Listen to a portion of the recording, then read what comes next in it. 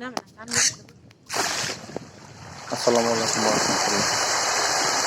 আজকে কথা বলবো পাঙ্গাস মাছ নিয়ে কিছু আলোচনা করব।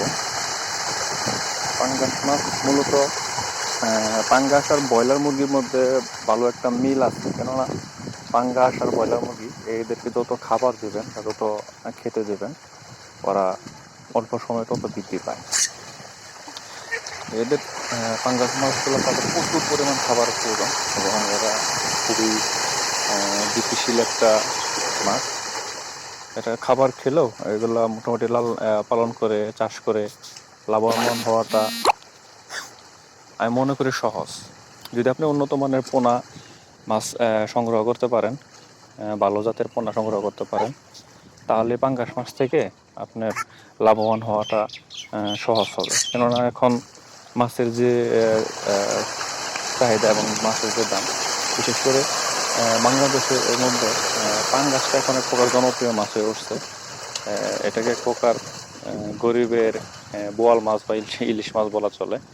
এটাকে সাধারণত প্রচুর পরিমাণে এটার চাহিদা রয়েছে, সেজন্য এই মাছটা চাষ করলে আমি মনে করি এটা লাভবান হওয়া যায়। আর এটা অল্প সময়তে ভালো বৃদ্ধি পায় যদি খাবার ঠিক মতো দেওয়া যায়। এটা মূলত অন্যান্য মাছের মতো একটু সমস্যার কারণেই মারা যাওয়ার সম্ভাবনা খুব কম। এটা সহজে মারা যায় না, এটা তেমন অসুখও হয় না। যেমন দেশি মাছ যেগুলা, তাকে বাংলা মাছ বলে সাধারণত, এগুলা একটু পানি নষ্ট হলে, পানি একটু দূষিত হলে বেসে যায়, সমানে মরা যাওয়া শুরু করে। কিন্তু এই পাঙ্গাস মাছটা সহজে এমন কোনো সমস্যা হয় না। শুধু এটা খাবার প্রচণ্ড বেশি লাগে, এইটাই এদের সমস্যা। এদের খাবার ছাড়া বৃদ্ধি হয় না। এরা সাধারণত পুকুর থেকে অন্যান্য যে প্রাকৃতিক খাবার আছে এগুলা ওরা খায় না বললেই চলে একদম। ওরা যে খাবারটা আপনি দিবেন, বানিয়ে দিবেন বা ক্রয় করে দিবেন, ওরা ওই খাবারটাই খায়। এরা প্রাকৃতিক খাবার এরা মনে হয় না কেমন খায়। আর এগুলা ভালো জাতের পোনা আনলে আপনার দেখা গেল যে একটু বড় পোনা নিলে, 100 গ্রামের পোনা নিলে 10 কেজি নিলে এই পোনাগুলা 1 মাস পারলে হয়তো 1-1.5 কেজি বা এর উপরও হতে পারে। 3 মাস পারলে 1-1.5 কেজি বা এর উপরও হয়ে যায়। তাই এই পাঙ্গাস মাছের চাষটা আমার মনে হয় লাভজনক, আপনারা করতে পারেন। পাশাপাশি অন্য মাছ, পাঙ্গাসের সাথে অন্য মাছও দিয়ে সম্মিলিত চাষ যেটা আছে ওইটাও করতে পারেন মিলিয়ে।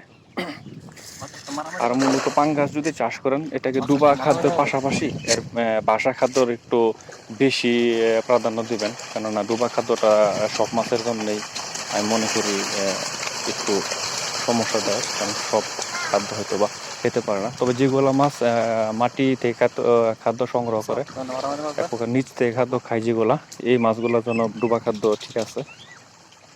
পাঙ্গাস মাছগুলোও নিচ থেকে খায় না তা না, নিচ থেকে খায়, কিন্তু এত নিচে ওরা মনে হয় যায় না এতটা গভীরে, বেশি গভীর থাকলে।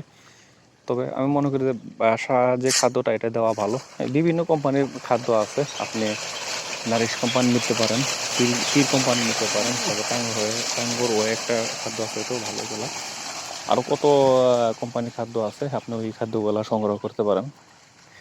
এই খাদ্যগুলো সংগ্রহ করে আপনি মাছ চাষ করতে পারেন। এই মাছের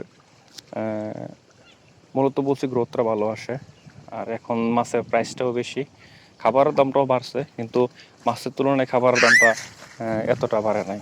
খাবার যেমন আগে আপনি যখন মাছ বিক্রি করছিলাম তখন বিক্রি করছিলাম শুধু 80 টাকা করে, তখন খাবারের দাম ছিল মনে হয় 25 টাকা কেজি, যেটা ডুবা খাওয়ার দাম। এখন মাছের দাম পাইকারি যেটা, এটা হলো 130, 40, 50ও চলে যায় এক সময়। তা এখন খাদ্যের দাম হচ্ছে 32 টাকা, ওই একই খাদ্যটা যে ডুবা খাদ্যটা খাওয়াতাম আমি। আর বাসা খাদ্যটা আমি আগে খাওয়াই নাই, এখন খাওয়াচ্ছি।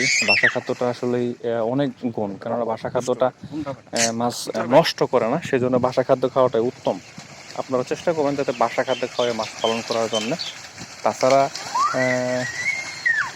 পাঙ্গাস মাছকে মনে হয় অন্যান্য কিছু খাবার দেওয়া হয়, যেমন এই মুরগি, নাড়ি বুড়ি, এরকম কিছু খাদ্য দিয়ে লালন পালন করে। তবে আমি এভাবে কখনো লালন পালন করি নাই, আমি মূলত কিনা খাদ্য দিয়ে লালন পালন করছি, ওইভাবে লালন পালন করি নাই। সেই ক্ষেত্রে আমার ওই ধারণাটা নাই যে আসলে এটা কি। কিভাবে করা হয়। তারপর মাছ চাষ যদি করেন তাহলে চেষ্টা করবেন অবশ্যই বাসা খাদ্য দিয়ে মাছ চাষ করার জন্য। তো খরচ বেশি হলো আপনার এটা ওই দিক থেকে মাছের যে গ্রোথটা আছে, ওজনটা আছে, সেই ক্ষেত্রে আপনার পুষিয়ে যাবে এবং অল্প সময়ে আপনি মাছ বেশি করতে পারবেন। আর যদি ডোবা খাদ্য দেন, মাছের খাদ্য বেশি লাগবে, আপনি বুঝতে পারবেন না সব খাদ্য খাইতে পারছে কিনা, নাকি নিচে পড়ে অপচয় হচ্ছে। সেজন্য আপনাকে বাসা খাদ্য খাওয়াটা উত্তম। আর ওরা ব্রয়লারের বললাম যে ব্রয়লার আর এই পাঙ্গাসের মধ্যে একটা ভালো মিল রয়েছে, ওরা খাবার খেলি পারে। আচ্ছা, ভালো থাকবেন। আসসালামু আলাইকুম ওয়া রাহমাতুল্লাহ।